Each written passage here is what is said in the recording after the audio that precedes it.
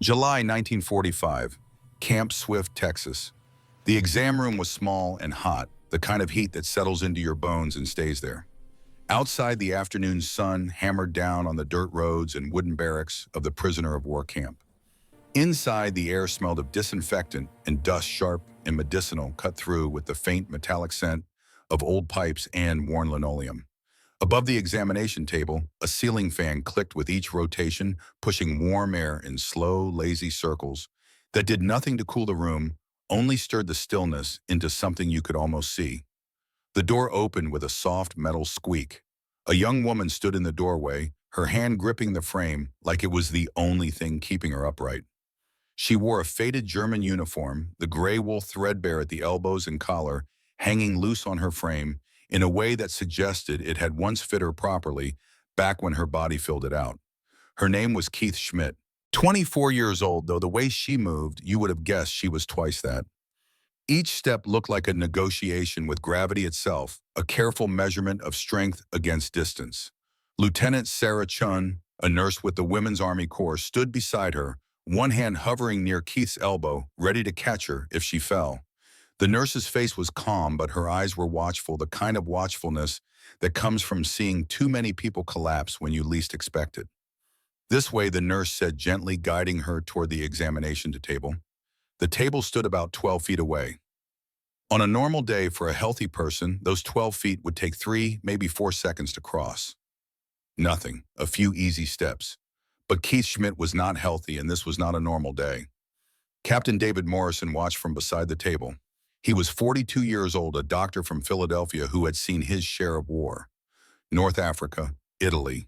Men torn apart by shrapnel, lungs filled with infection, bodies thinned by poor rations and constant marching.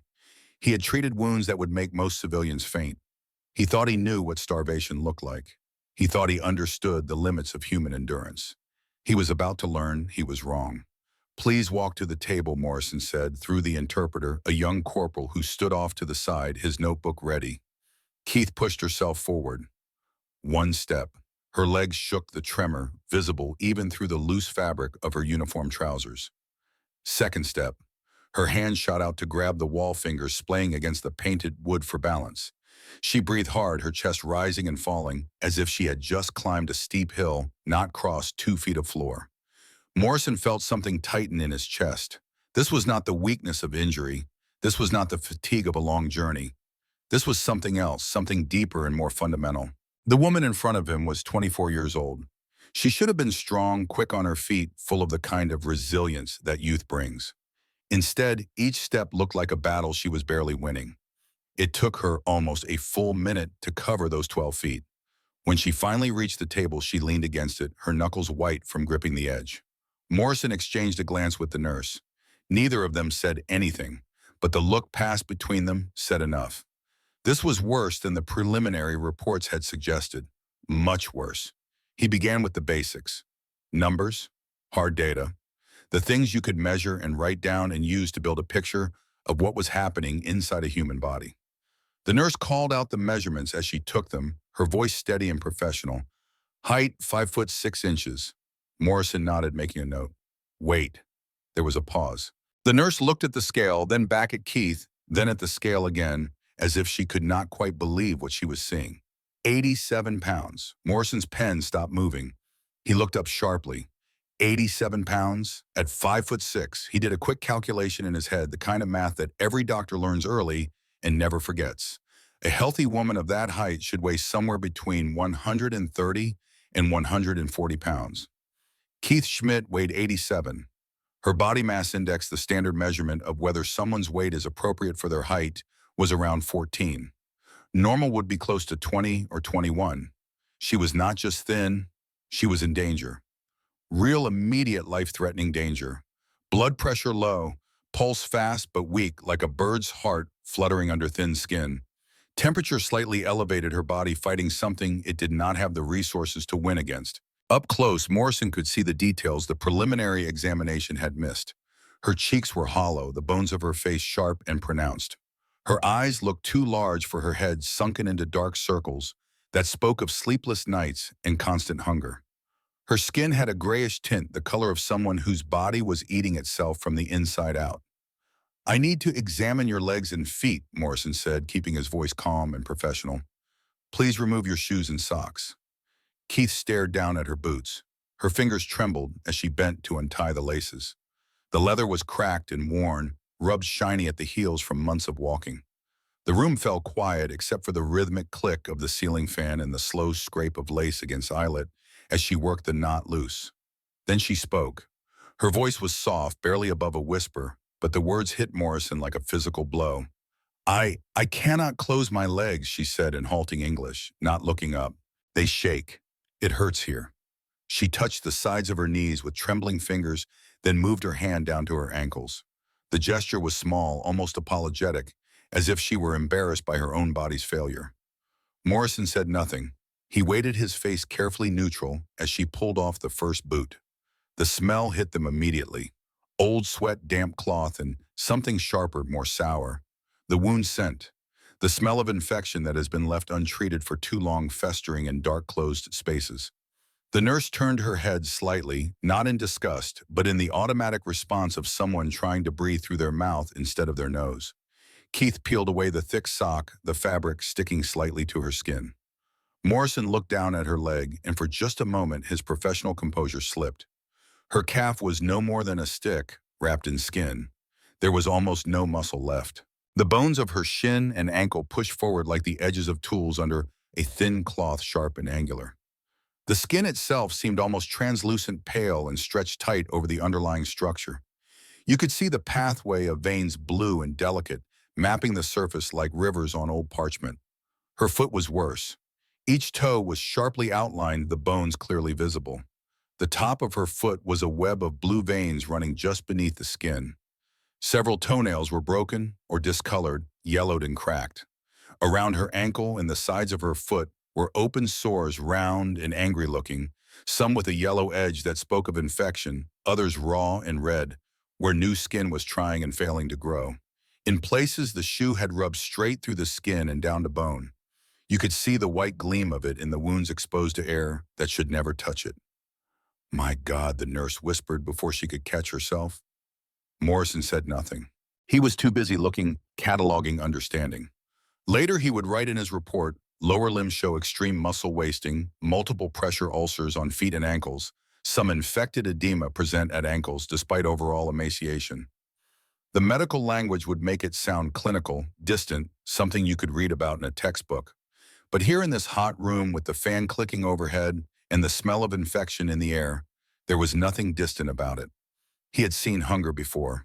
In North Africa, he had treated soldiers who had gone days without proper food, men whose rations had been cut or lost in supply line breakdowns. In Italy, he had seen civilians affected by the war, people living on scraps and hope. But he had never seen it cut this deep into a young woman's body. Never seen a human being so close to the edge of what the body could survive. The strangest part was the swelling. Even at 87 pounds, her ankles were puffy, holding fluid in a way that made no sense given her overall condition. The contrast was shocking. Stick-thin legs, every bone visible, ending in swollen joints. It was a classic sign that her body was failing, pulling apart its own tissues for fuel while still trying to hold on to water and salt in a desperate attempt to maintain some kind of balance. What this doctor does next will change how thousands of prisoners of war are treated across America and Europe. It will shape modern medicine's understanding of how to bring a starving person back from the edge. But first, he has to survive what he is about to discover. "How long have you had trouble walking?" the interpreter asked. Keith's voice was quiet, almost lost under the sound of the fan. "Since January, maybe February. The rations became small, then very small, then almost nothing. My legs, they stopped listening to me. January. It was now July. 6 months. She had been deteriorating for 6 months, her body slowly consuming itself, breaking down muscle and tissue to keep her heart beating and her lungs working." Morrison finished his examination in silence, his hands gentle as he checked for other signs of malnutrition. Hair thin and brittle, coming out in small clumps when touched. Nails soft and easily bent. Gums inflamed and bleeding slightly, a sign of vitamin C deficiency. bruises on her arms and legs that she could not account for appearing spontaneously as her blood vessels weakened and broke under skin that had lost its elasticity. In his notes, he would later write, "Patient appears 60 in gait, 24 in face. Body has been living off its own muscle for months. Condition life-threatening without immediate intervention." This was not propaganda. This was not exaggeration or political posturing. This was reality laid bare in bone and skin and infected sores. Outside the exam room, American fields were full. Warehouses packed with grain and canned goods. Soldiers in the mess hall ate 3 meals a day, complained when the coffee was weak or the eggs overcooked. The United States, even in the midst of a global war, had never known true famine. Its people had never faced the kind of systematic collapse that turned office workers into skeletons. Inside this room, an enemy from the losing side could barely move her legs together without pain. It was a cruel paradox. In the richest food nation on earth, the prisoner standing in front of Captain Morrison was starving to death. Morrison knew at once this was not a simple case of someone being a little underweight. This was not the natural thinness of youth or the temporary weight loss of travel fatigue. This was the endpoint of a long road of hunger that did not start in Texas. It started across the ocean in a country that was collapsing under the weight of its own ambitions, where the machinery of war had ground down everything, including the people who had once believed in it. But how did a healthy clerk from Hamburg come to America with legs like twigs and feet full of wounds to understand that you have to go back? Back across the Atlantic, back through the months of 1945 and 1944, back to a nation that called itself the land of order and planning, where trains ran on time and forms were stamped and every citizen had their proper place. Back to when Keith Schmidt was just an ordinary young woman in a gray office nowhere near a battlefield. If you want to hear real World War II stories like this, stories that honor the values that made America great, please take a moment to like this video and subscribe to the channel.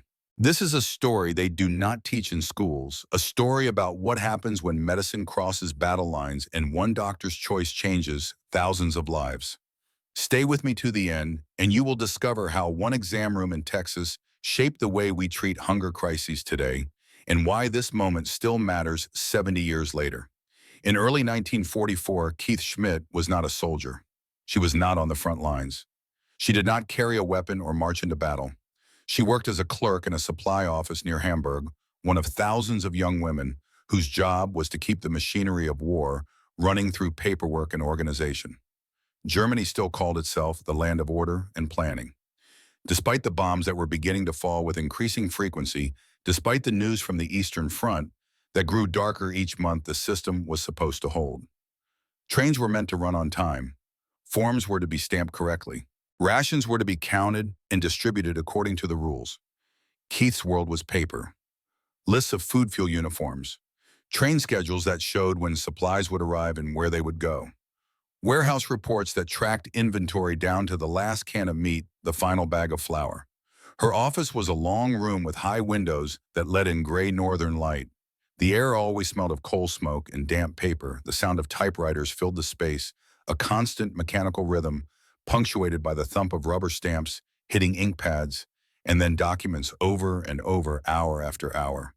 At first, the war only brushed against her life like a distant storm you could see on the horizon, but that had not yet arrived. The air raid sirens would go off at night, yes, but the bombs fell elsewhere. Food was rationed, certainly, but her card still gave her bread, a little meat, some fat. It was not rich, not like the meals her mother used to make before the war, but it was enough. You could live on it. You could work. Then the bombs came more often. Hamburg was hit again and again. At night, the sky over the city would glow orange, the lights so bright you could read by it even miles away. Sirens screamed their warnings, the sound rising and falling like a living thing in pain. The ground shook under her feet as she ran for the shelters, the rumble of explosions rolling through the earth like thunder that would not stop. Warehouses burned, the ones that held the food, the uniforms, the medical supplies. All of it gone in a single night, turned to ash and twisted metal. Rail lines were bombed, the tracks torn up and left in useless tangles of steel. Whole districts of the city turned to black ruins, buildings reduced to hollow shells, with empty windows that stared out at nothing. She remembered the taste of dust in her mouth after the raids, The grit that settled on everything, including her desk, including the papers she was supposed to file and stamp and send on to the next office. The dust of pulverized brick and mortar of lives that had been lived in those buildings before they were destroyed. As the destruction spread, the numbers on her forms began to change. Trains that had always arrived on schedule now did not arrive at all. Warehouses that had always been full now reported half capacity, then quarter capacity, then almost nothing. Food that had been promised to civilian workers was diverted to soldiers at the front. Instead, the logic being that fighting men needed it more than clerks sitting at desks. The rations became smaller, she would later tell an American interviewer. Then very small. At first, they cut sugar, then meat, then even the bread was reduced. We were told it was temporary, that once the war was won, everything would return to normal. It was not temporary. By late 1944, a normal German civilian ration in many cities had dropped to around 1,200 calories a day, far below what a young adult needed to maintain their health, let alone their strength. On paper, workers like Keith were supposed to receive a bit more, a supplemental allotment for those performing essential duties. In practice, when trains were bummed and depots stood empty, the papers meant little. There was another cruel twist to the system. Men at the front were the highest priority. They received what food there was, even if it meant others went without. Factory workers came next, the people building the tanks and planes and bullets that kept the war machine running. They had to be fed, or production would stop. People like Keith, who worked in offices, who sat at desks and typed and filed and stamped papers, they were placed at the bottom of the list. She worked in supply. Her job was to track and distribute resources. Yet she herself became one of the last to receive those same resources. This was the irony, she said years later, her voice still carrying a note of disbelief. We stamped ration papers that promised food we never saw. We wrote reports about warehouses we knew had burned down weeks before. The system kept running on paper long after it had collapsed in reality. By January 1945, her daily meal had shrunk to a thin soup and a crust of bread. The soup was mostly warm water with a few potato skins floating in it, sometimes pieces of turnip if you were lucky. The taste was weak and bitter, barely food at all, just something to put in your stomach to quiet the constant growling. Some days there was only the soup, no bread, just liquid and hope. Her body began to eat itself. The human body is a remarkable machine. It can survive on very little for a surprisingly long time, breaking down its own reserves to keep vital functions going. First, it uses the fat burning through whatever stored energy exists. Then when the fat is gone, it turns to muscle. It takes the protein from your arms, your legs, your core, and converts it into just enough fuel to keep your heart beating, your brain functioning, your lung moving air in and out. But there is a cost. The winter was cold that year. The wind from the river cut through thin walls and even thinner coats. Standing at her desk, Keith felt lightheaded, the room tilting slightly at the edges of her vision. Her fingers shook on the typewriter keys, making mistakes she had never made before. Climbing the stairs to the office, just 2 flights left her breathless and dizzy. She noticed her skirt hanging loose, the waistband slipping even when she tightened her belt. She had to punch new holes in the leather, then more holes, the belt getting longer as she got smaller. By March, many in her office ate 1 real meal a day at most. Some counted themselves lucky to reach even 800 calories. Keith and her friends tried to laugh about it, dark humor being one of the few things that cost nothing. But the laughter came out thin and brittle without real joy behind it. We ate anything we could find, she recalled. Dandelion greens picked from bombed-out lots, nettles boiled until they were soft enough to chew, beet tops that we would normally have thrown away. Once someone managed to get biscuits, but they had been mixed with sawdust to make them go further. We ate them anyway. You could taste the wood, but it filled your stomach. In April, the supply lines broke completely in some areas. Bridges were down, blown up by Allied bombers or destroyed by retreating German forces trying to slow the enemy advance. Rail yards were smashed, the locomotives sitting silent and useless among twisted tracks. Her unit, what was left of it, retreated west from one makeshift post to another. Always walking, always hungry.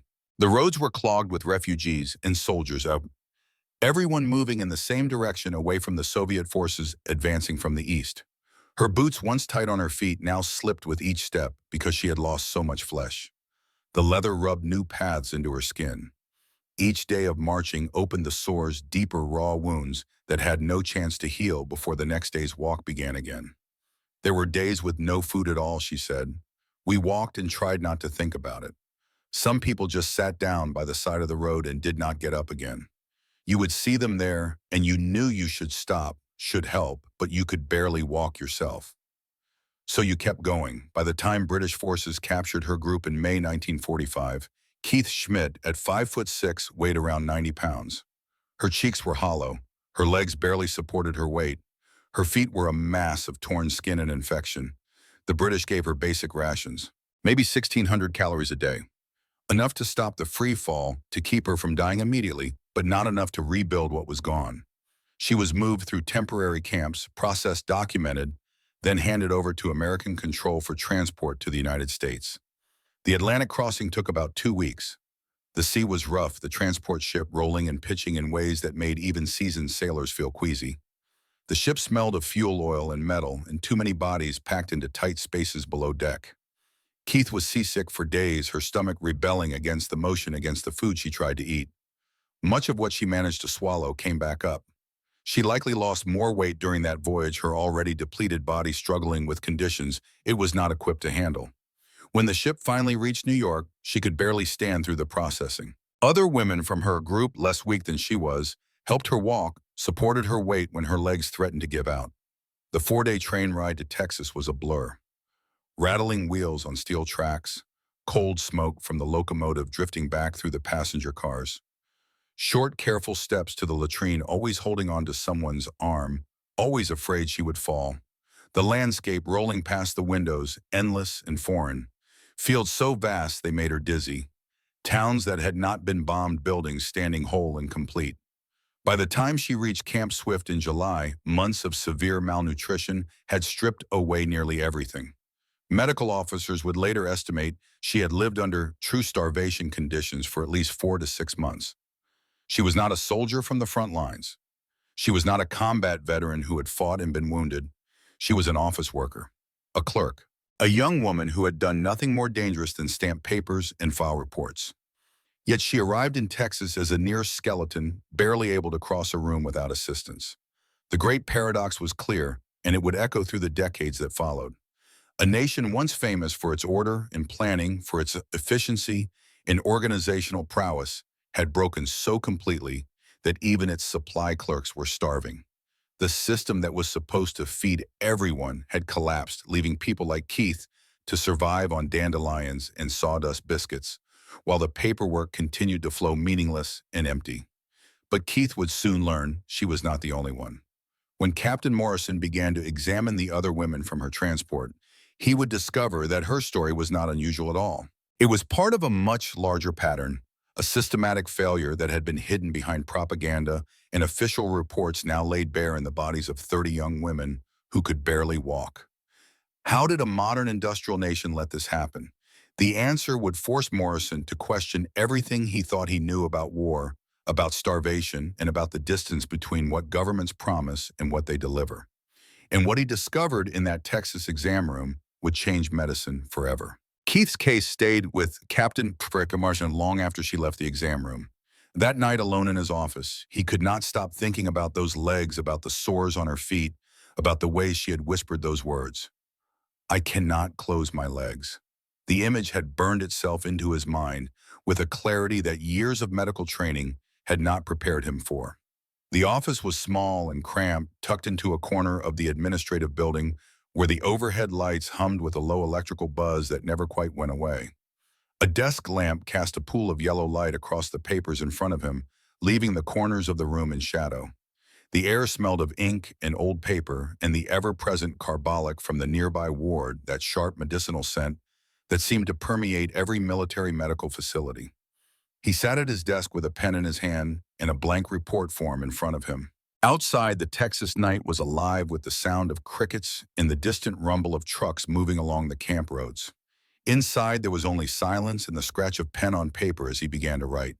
He listed every number: height 5'6", weight 87 pounds, estimated body mass index 14, severe underweight category, marked muscle loss in lower limbs, Multiple pressure sores on feet and ankles, some showing signs of infection. Evidence of vitamin C and D deficiency. Hair thin and brittle. Nails soft and easily damaged. Gums inflamed and bleeding. Condition life-threatening without treatment. The words came slowly at first, then faster as he worked through what he had seen. He was building something here, though he did not fully understand it yet. Not just a medical record for one patient, but documentation of something larger, something that would matter beyond this single examination. At the end of the report, he paused. The pen hovered over the paper. Then he added a line that was not standard procedure, not part of the usual format for intake examinations. Recommend full examination of all female prisoners in this transport. Suspect prolonged severe malnutrition may be common across group. He signed his name at the bottom. Captain David Morrison, Medical Corps. The date, July 15th, 1945. For a moment, he sat there looking at what he had written. This was the first step down a road he could not yet see the end of.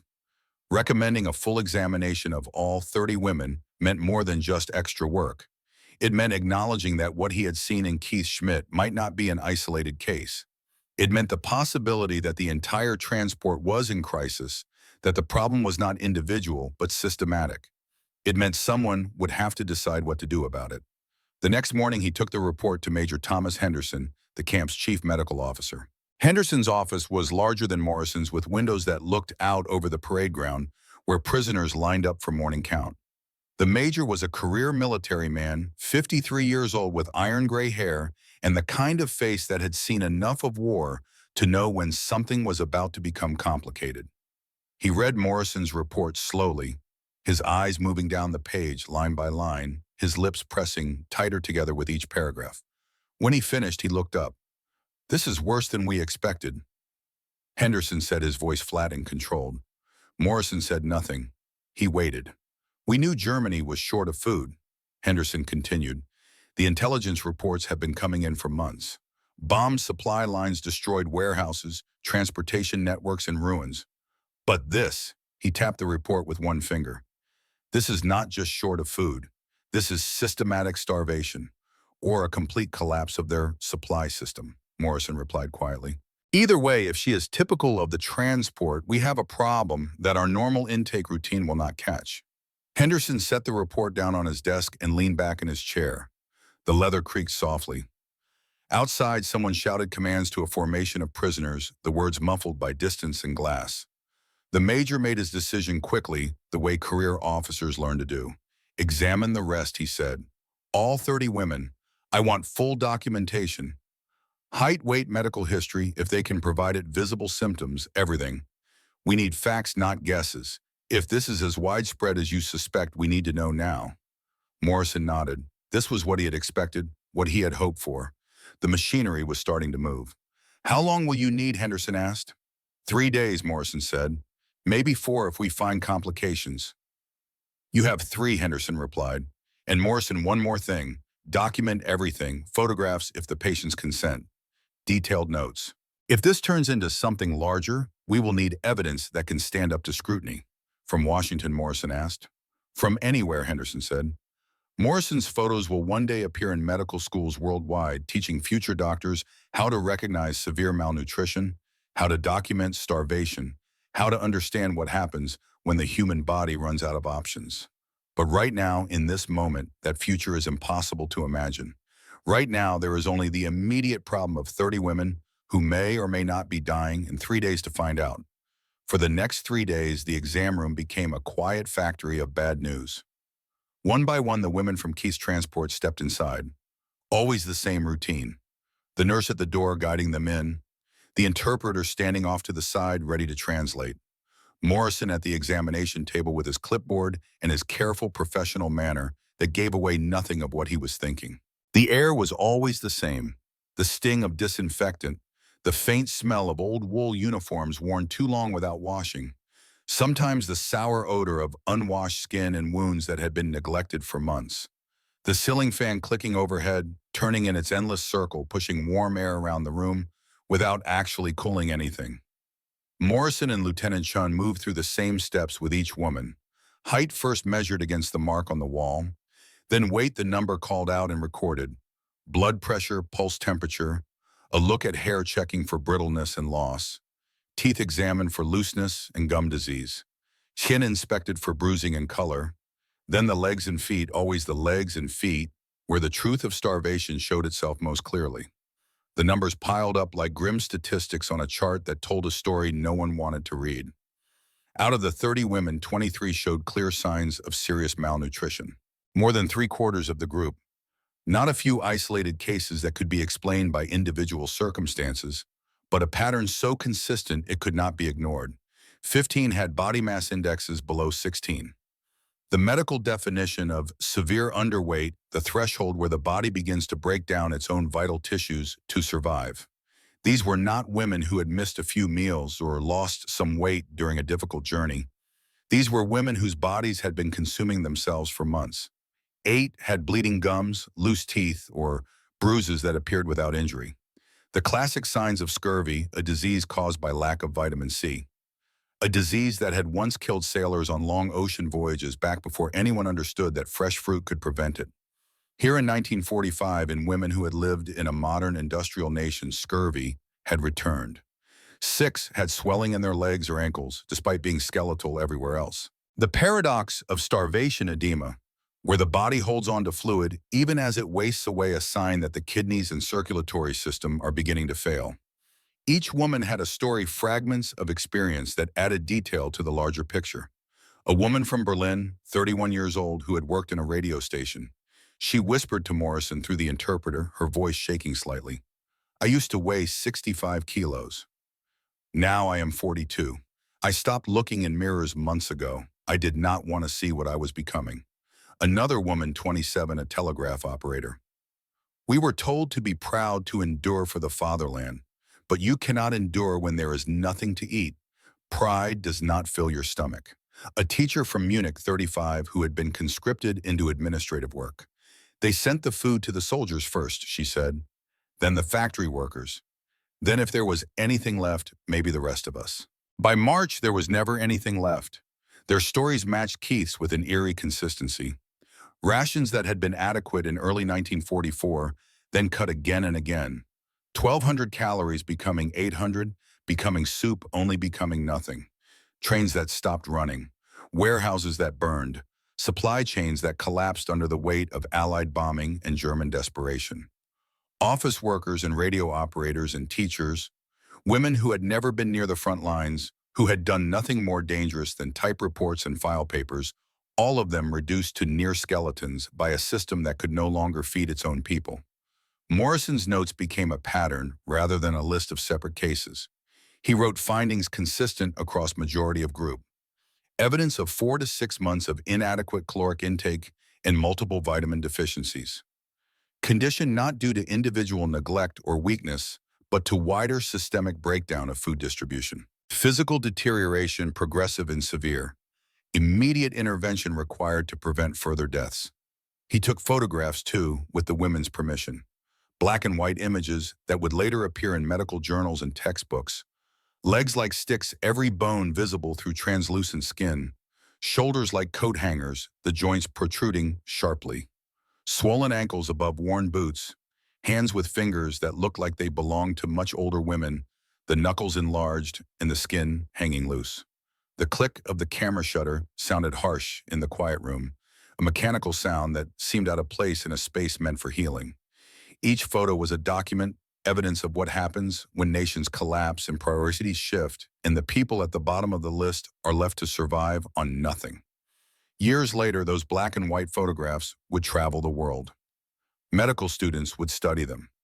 Relief organizations would use them as training materials. Historians would point to them as evidence the true cost of the war's final months. But in that moment, in that hot Texas exam room in July 1945, they were just pictures of suffering that someone needed to do something about. When he had finished all 30 examinations, Morrison assembled a second report, this one much thicker than the first. It contained tables of heights and weights carefully organized by severity, summaries of symptoms broken down by category, a statistical analysis showing the distribution of malnutrition across the group.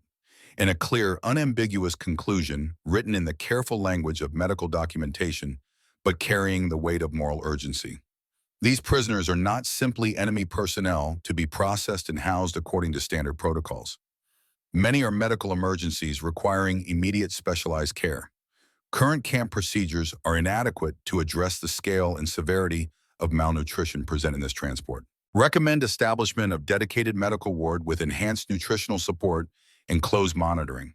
Further recommend immediate screening protocols for all future prisoner transports to identify similar cases before condition becomes critical. He signed it, dated it, and took it back to Major Henderson. But before Morrison can present his findings, we need to understand something important. Not everyone in Camp Swift believed enemy prisoners deserved special treatment. The war in the Pacific was still raging. American soldiers were dying on islands with names most people could not pronounce. In the barracks and mess halls, men who had lost friends at Normandy or in the hedgerows of France were watching German prisoners arrive by the trainload, watching them receive food and shelter and medical care. Some of those men were angry. They did not understand why the enemy should be saved when their own brothers had died. Sergeant William Harris stood outside the medical building, smoking a cigarette in the Texas heat. He was 28 years old from Ohio, a farm boy who had joined up in '42 after his younger brother enlisted. His brother had died at Anzio, killed by German artillery that had torn him apart so completely they could not find enough of him to send home in a coffin. They had sent a flag instead, folded into a triangle, and presented to his mother with the thanks of a grateful nation. Harris watched as another prisoner was led into the medical building. A German woman, thin and slow-moving, supported by an American nurse. He took a long drag on his cigarette and exhaled smoke into the still air. "My brother froze to death on a battlefield in Italy," he said to the corporal standing next to him. No medical care, no warm building, no American nurse holding his arm. He died in the mud with his guts hanging out, and now we are supposed to feel sorry for them. The corporal said nothing. What was there to say? It was a question without a good answer, a wound that would not heal just because the war in Europe was over. This was the resistance that Morrison would soon face. Not official policy, but the raw anger of men who had lost too much to feel generous toward the enemy. When word spread about what Morrison was planning about the special ward and the extra rations and the dedicated care for German prisoners, some of those men would push back. Some would question whether American resources should be spent saving people who had fought against them. It was a conflict as old as war itself. The space between duty and emotion, between what the rules said you had to do and what your heart wanted you to do. Morrison would have to navigate that space carefully because medicine does not work if half the staff believes the patients do not deserve to be saved. Major Henderson called a meeting of the camp's medical staff for the following morning. The conference room was on the second floor of the administrative building, a large space with windows that looked out over the compound. Rows of folding chairs faced a table at the front, where Henderson sat with Morrison's thick report in front of him. The room filled slowly. Doctors, nurses, and corpsmen, about 20 people in total, filing in and taking seats. The air was warm despite the early hour, and someone had propped open the windows to let in whatever breeze might exist. The sound of trucks on the road outside filtered in, along with the distant shouting of drill instructors and the rhythmic sound of boots on packed dirt. Henderson waited until everyone was seated, then stood. He held up Morrison's report, the pages held together with a metal clip. "This is not an isolated case," he said without preamble. His voice was firm, carrying the authority of someone who had made a decision and was now implementing it. Out of one transport of 30 female prisoners, more than 2/3 show signs of serious malnutrition. Nearly half are in the severely underweight range with body mass indexes that put them at immediate medical risk. He paused, letting that sink in. "This is not propaganda," he continued. "This is not German exaggeration or political posturing. This is reality documented with measurements, in photographs, in medical examinations that leave no room for doubt. And it is now our responsibility." He laid out the new rules, speaking clearly so there would be no confusion. All incoming prisoners of war will receive a full medical examination that specifically looks for signs of malnutrition. Anyone with a body mass index under 17 will receive supplemental rations and medical oversight. Anyone showing signs of vitamin deficiency will receive appropriate supplements. Vitamin C, vitamin D, B complex, vitamins iron. whatever is medically indicated. He looked around the room, making eye contact with various staff members. Infected wounds will be treated immediately before prisoners are assigned to regular barracks. We will also create a special ward for those who need intensive nutritional support. 20 beds, additional nursing staff, direct access to the pharmacy for medications. Captain Morrison will organize and run this ward. There was a moment of silence. Then one of the doctors, a lieutenant whose name was Parker, raised his hand. "Sir, are we equipped for this level of care for enemy prisoners? Our resources are limited as it is." Henderson looked at him steadily. "We will have to be equipped," he replied. "The Geneva Convention requires that we provide adequate medical treatment to prisoners of war. That is not optional. It is not something we do when it is convenient or when we have extra resources. It is an obligation that comes with taking prisoners in the first place." He paused and his voice took on a different tone, something harder and more personal. "More than that, it is simply the right thing to do. These women are starving. Some of them will die if we do not intervene. I did not become a doctor to watch people die from something as preventable as malnutrition, regardless of what uniform they wore or what side of the war they fought on." The contrast was sharp, and everyone in the room understood it. German officers had filed papers and stamped forms while their own clerks starved. They had maintained the appearance of order even as the system collapsed around them. They had prioritized soldiers and weapons and the continuation of the war over the basic survival of their own people. Now, American officers were writing new rules to protect those same former enemies. They were diverting resources, assigning staff, creating specialized care for people who had until very recently been shooting at American soldiers. It was a choice that said something fundamental about what America claimed to stand for, about the difference between might and right, between winning a war and maintaining your humanity in the process. Lieutenant Parker nodded slowly and sat back down. If he had other objections, he kept them to himself. As the meeting ended, Henderson gave final instructions. Morrison was to begin setting up the ward immediately. Beds, linens, medical supplies, nursing staff, everything needed to care for the 8 most severe cases. The rest of the women from the transport would receive enhanced rations and regular medical checkups, but the worst 8 needed constant supervision. The plans began taking shape with the kind of efficiency the military did well when it decided something was important. A converted barracks at the edge of Camp Swift was selected, long and wooden with rows of windows on each side. The Army carpenters stripped out the old bunks and installed proper hospital beds, 20 of them lined up along the walls with space between, for nurses to move easily. Fresh paint went on the walls, white and clean. The smell of turpentine and new wood filled the space. Supplies arrived in crates, white sheets and thin pillows, medical instruments, thermometers and blood pressure cuffs, boxes of vitamin tablets, the pills rattling in their bottles, packages of bandages and antiseptic, tins of protein powder to be mixed into drinks. Everything needed to begin the slow process of rebuilding broken bodies. The air in the new ward smelled different from the rest of the camp. Soap and boiled linens, weak broth that would be the first food many of the women could safely eat. The sharp bite of disinfectant, but underneath that, something almost hopeful. A space being prepared not for punishment or detention, but for healing. 8 women were selected for immediate admission. Keith Schmidt was one of them. The others were chosen based on the same criteria, the ones whose numbers were worst, whose bodies were closest to the point of no return. Women who could not walk far without stopping. Women who showed signs that their organs were beginning to fail. Women for whom waiting even a few more days might mean death. Morrison walked through the ward on the afternoon before the first patients were scheduled to arrive. His footsteps echoed on the wooden floor. Sunlight streamed through the windows, warming the space, making the white sheets almost glow. Nurse Chun was there checking supplies, making sure everything was ready. He stopped at one of the beds and looked down at the emptied mattress. Tomorrow a woman would lie there. Someone who had been an enemy. Someone who had believed the propaganda about America, about how cruel and savage Americans were supposed to be.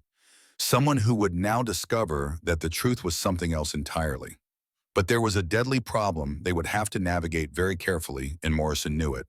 Feed the women too little, and they would continue to waste away their bodies too damaged to recover.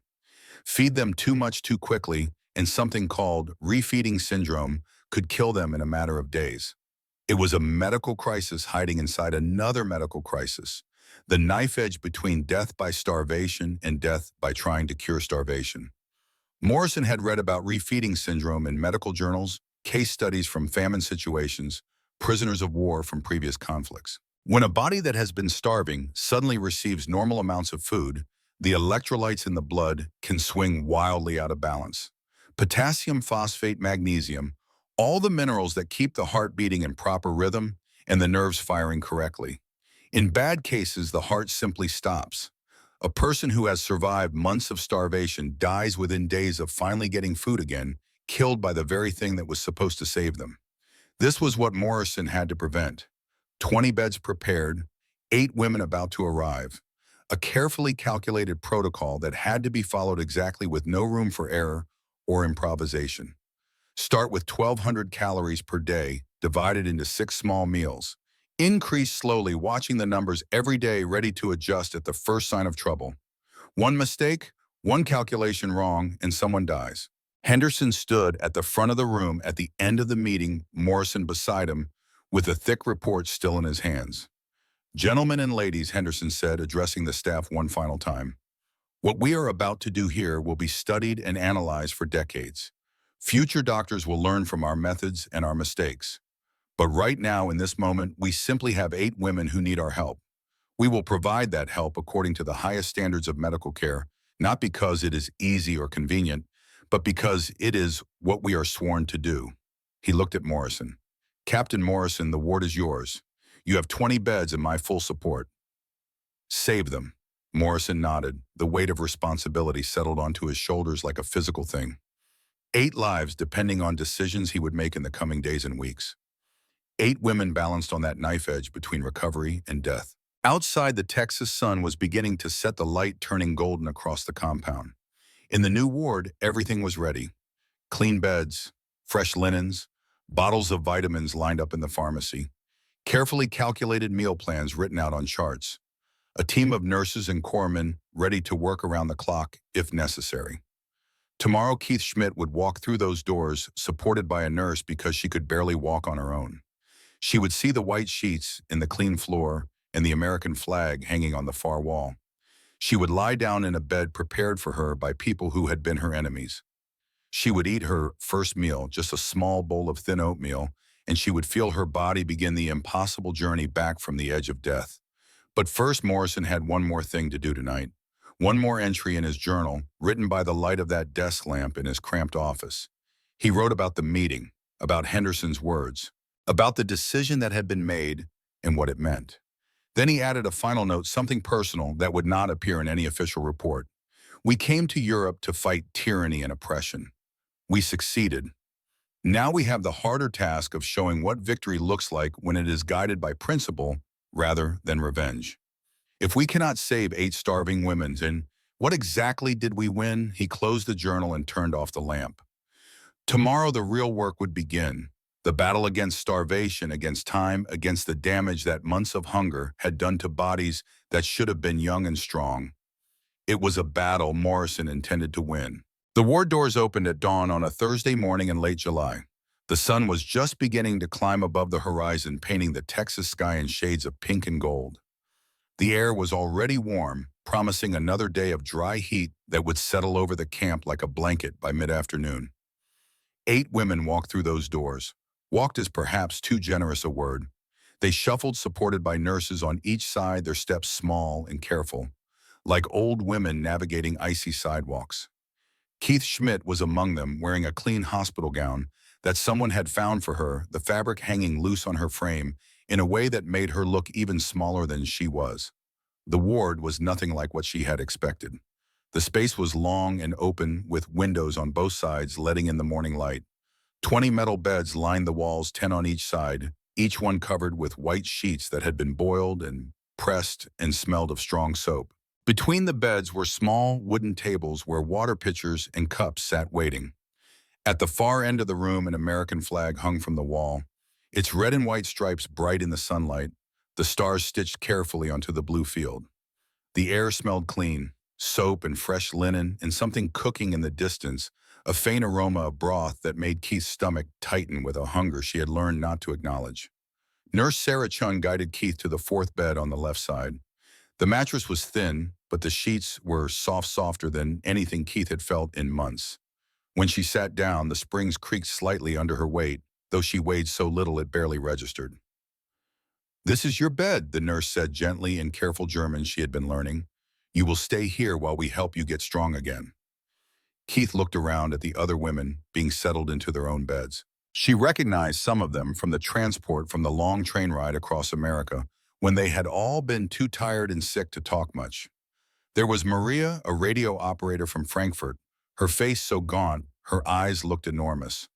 Anna from Hamburg, who had worked in the same district as Keith, though they had never met before the war's end. Greta, a telegraph operator from Leipzig, older than the rest at 32, her hair already showing streaks of gray that made her look 50. Each one a story, each one a body that had been pushed past what should have been survivable. Captain Morrison entered the ward at 7 o'clock exactly on time, carrying a clipboard thick with papers. He wore his uniform crisply pressed despite the heat, his captain's bars catching the light. Behind him came two more nurses and a corpsman, all of them moving with the quiet efficiency of people who knew their jobs and took them seriously. Morrison stopped in the center of the ward and looked at the 8 women in their beds. For a moment, no one spoke. The silence was broken only by the sound of the ceiling fans that had been installed overnight, their blades turning slowly, pushing the warm air around in gentle circles. He cleared his throat. "Good morning," he said in English, waiting for the interpreter to translate. "My name is Captain Morrison. I am a doctor, and this is your medical team. We are here to help you recover from the malnutrition you have experienced." He paused, choosing his words carefully. "I will not lie to you. The road ahead is difficult. Your bodies have been damaged by months of inadequate food. Recovery will take time, and it will not always be comfortable. But I give you my word as a physician that we will do everything in our power to bring you back to health." The interpreter translated, her voice soft but clear, carrying Morrison's words to the women who watched him with expressions ranging from hope to suspicion to simple exhaustion. Morrison continued, "The most important thing you need to understand is this. We must feed you very slowly. I know you are hungry. I know you want to eat as much as you can. But if we feed you too quickly, it can be dangerous. Your body needs time to remember how to process food again." He looked at each woman in turn, making sure they understood. "You will eat 6 small meals per day. Each meal will be carefully measured. You must eat what we give you, no more and no less. Do you understand?" Right heads nodded, though Keith was not sure if they truly understood or simply agreed because the American doctor with the serious face was asking them to. Morrison knows something the women do not yet understand. Something that keeps him awake at night, that makes him check and recheck his calculations until the numbers blur on the page. When a starved body suddenly gets food, the electrolytes in the blood can swing wildly out of balance. Potassium, phosphate, magnesium. The minerals that keep the heart beating in its proper rhythm, that keep the nerves firing correctly, that make muscles contract and relax the way they are supposed to. In medical literature, this is called refeeding syndrome. In plain language, it means that feeding a starving person can kill them if you do it wrong. The heart can develop an irregular rhythm, beating too fast or too slow or simply stopping altogether. Breathing can become difficult as the muscles of the diaphragm weaken. Confusion sets in as the brain struggles with changing chemistry. Morrison has read every case study he could find. He has consulted with colleagues by telegram, reaching out to doctors who treated prisoners from the Philippines from Japanese camps where American soldiers had been held under conditions of extreme deprivation. The consensus is clear. Start slowly, 1,200 calories per day, no more. Increase gradually over weeks, not days. Monitor constantly. Watch for any signs of trouble. He has one chance to get this right. One chance to save these 8 women without accidentally killing them in the process. The first meal arrived at 8 o'clock. The nurses brought trays, one for each woman, carrying them carefully as if the bowls contained something precious. Which in a way they did. Each tray held the same thing. A small bowl of thin oatmeal, maybe half a cup cooked until it was almost liquid. A spoonful of mashed potato no bigger than what you might serve a young child.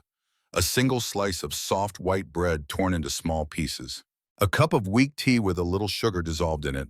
To a healthy person, it would have looked like nothing. A snack barely enough to be called a meal. To the women in the ward, it was the most food they had seen in months.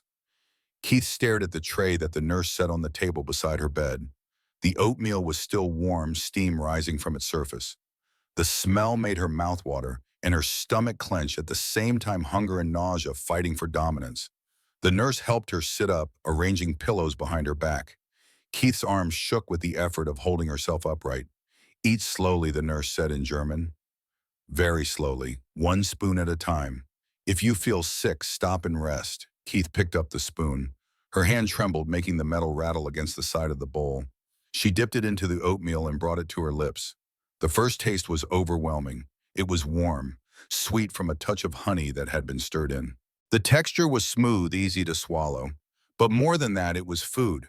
Real food, not potato water, or nettle soup, or sawdust biscuits. Her body recognized it on some deep cellular level, and for a moment she wanted to cry. She swallowed the spoonful and immediately felt her stomach cramp.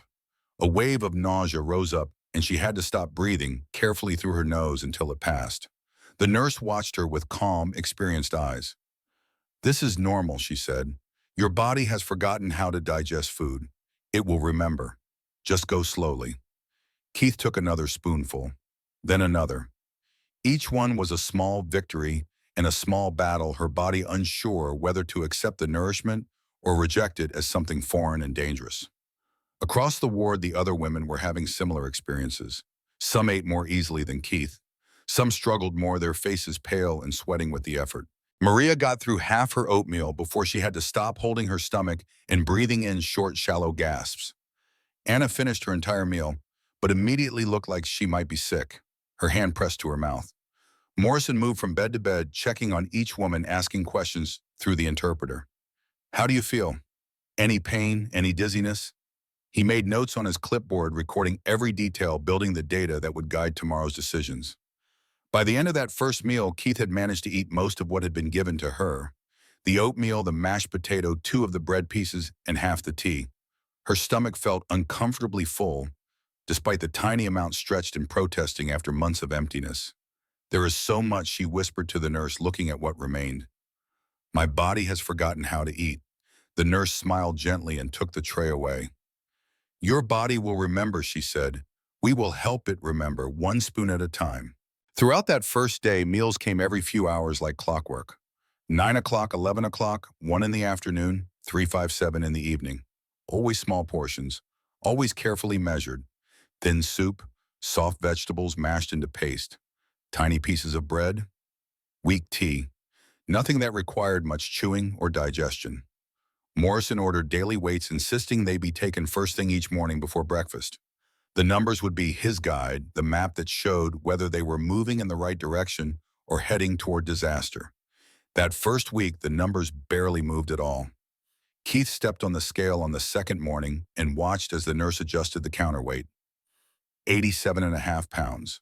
Half a pound gain, so little as to be almost meaningless within the margin of error for how much water a person might retain from one day to the next. The third day, 88 pounds, 1 pound total. The fourth day, 87 again. Weight loss, probably just water leaving her system as the worst of the swelling in her ankles began to ease. Morrison reviewed the numbers each morning with a frown of concentration, making small adjustments to the meal plans, adding a bit more here, pulling back slightly, there, walking the knife edge between too little and too much. Do not be discouraged, he told the women during his morning rounds on the 5th day. Your bodies are learning again. This takes time. We are not trying to make you gain weight quickly. We are trying to make you gain it safely. Keith lay in her bed and tried to believe him. The constant chill that had settled into her bones over the winter was beginning to ease just slightly. The fog in her head was starting to clear, thoughts coming more easily, memories returning with sharper edges. But she also felt guilty. While Keith slowly eats her first real meals in months, while American nurses bring her food and American doctors check her pulse and American medicine begins to rebuild what starvation destroyed, there is a letter being written in Hamburg. A letter that will take weeks to arrive, traveling through the broken postal systems of defeated Germany, across the Atlantic on military transports, eventually finding its way to Camp Swift, Texas. A letter that will break Keith's heart and test everything Morrison has built. But that letter has not arrived yet. For now, there is only the routine of the ward, the rhythm of meals and weights and medical checks. the slow grinding work of recovery. Week 2 brought small changes. Morrison increased the calorie count to 1,500 per day. The meals grew slightly larger, slightly more substantial. The oatmeal thicker, cooked with milk powder stirred in. The soup with actual pieces of vegetable, visible carrot and potato, and sometimes a shred of chicken. More bread, still soft, but now with a thin spread of butter. Vitamin tablets were added to the evening meal. Large, chalky pills that tasted bitter and left a residue on the tongue. Vitamin C for their gums and skin to heal the scurvy that had made them bruise at the slightest touch.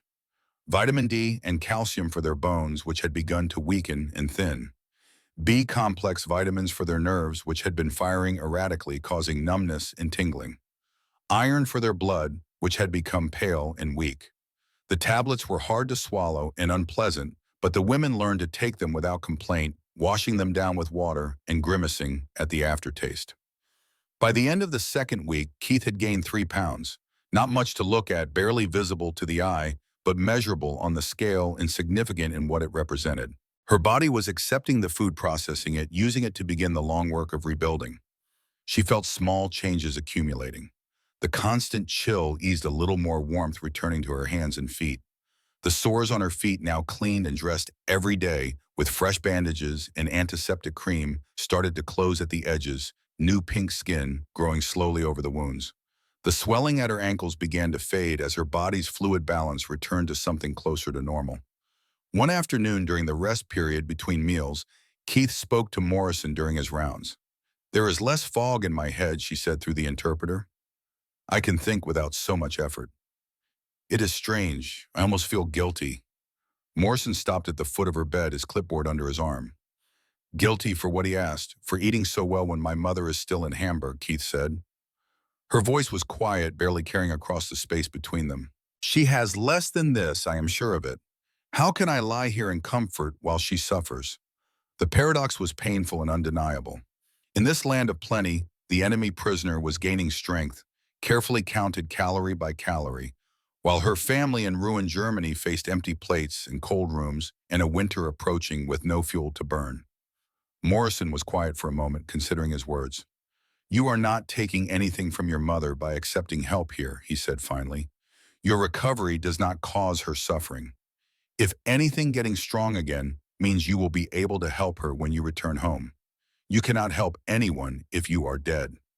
Keith nodded slowly, but Morrison could see the guilt had not left her eyes. Across the ward, other women were making similar progress, though not all at the same pace. Maria had gained 4 pounds and could now sit up without assistance for over an hour at a time. Anna had gained only 2 pounds, but her gums had stopped bleeding, the vitamin C beginning to heal the scurvy damage. Greta, the oldest among them at 32, was progressing more slowly than the others. Her weight had barely changed, hovering around 90 pounds, despite the careful feeding. Morrison noted this with concern, watching her more closely during his rounds, asking more questions, looking for signs of complications. Week 3 brought further increases in the meal plans. 1,800 calories per day, now the number creeping upward like a climber ascending a steep slope.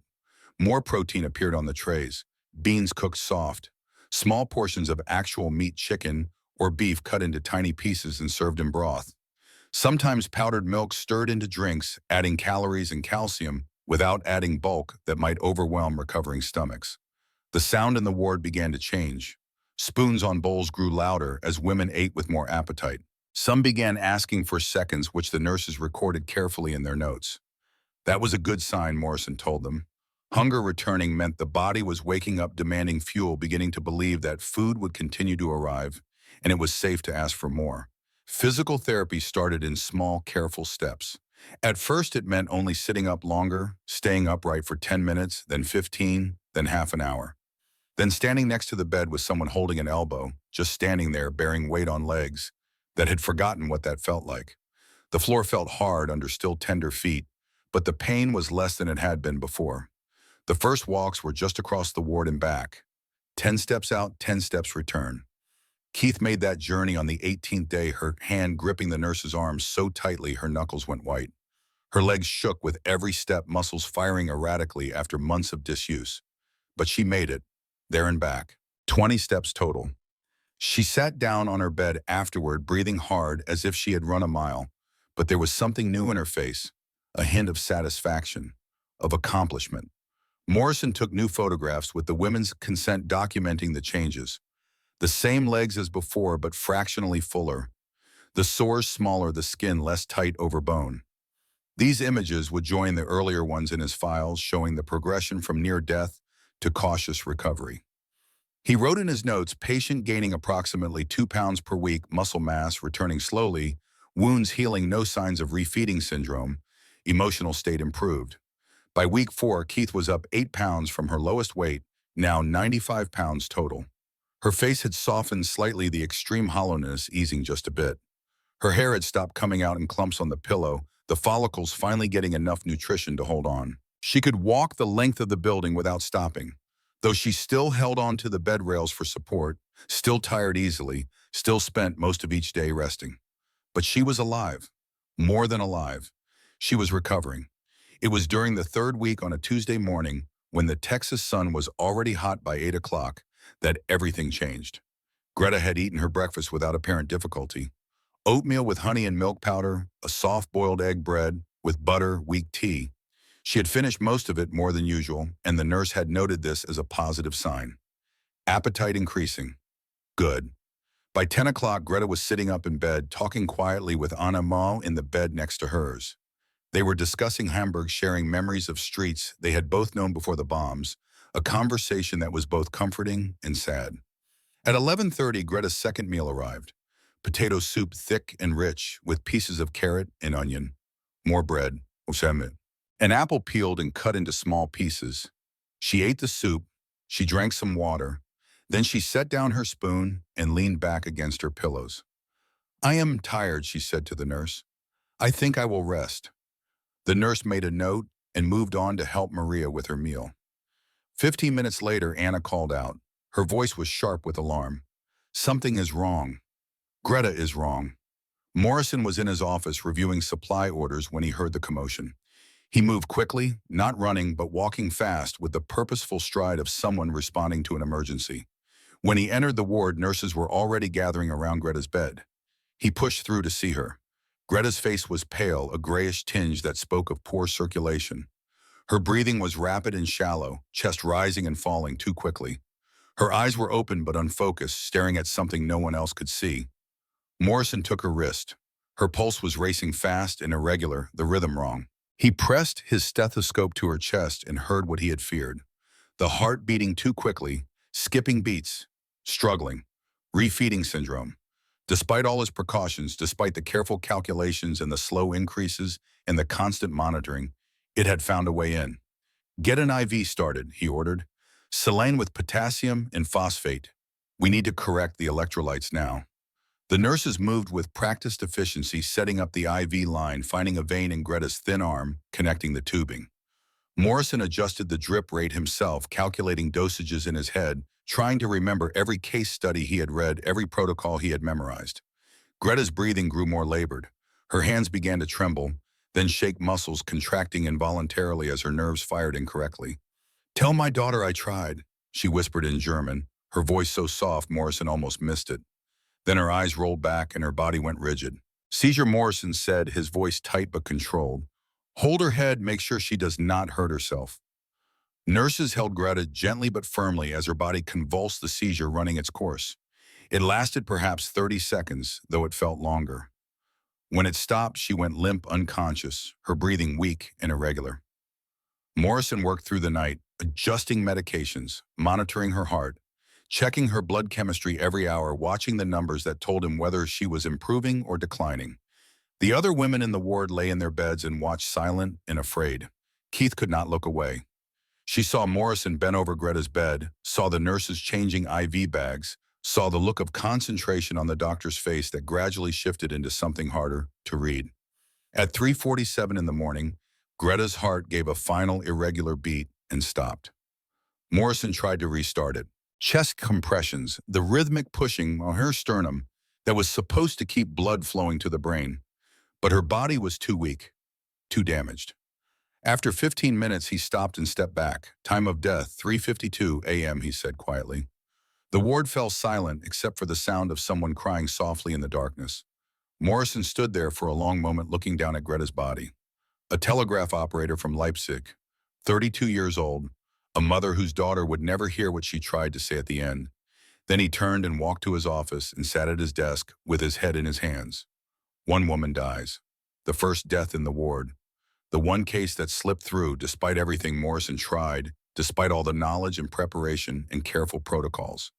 And now, watching from her bed, Keith Schmidt refuses her breakfast tray the next morning. She turns her face to the wall and whispers, "How can I eat when she could not?" Morrison has 24 hours to save Keith before guilt and grief do what starvation could not quite finish. Before he loses another patient to forces that cannot be measured on a scale or corrected with an IV. The knife edge just got sharper, and the fall on either side just got deeper.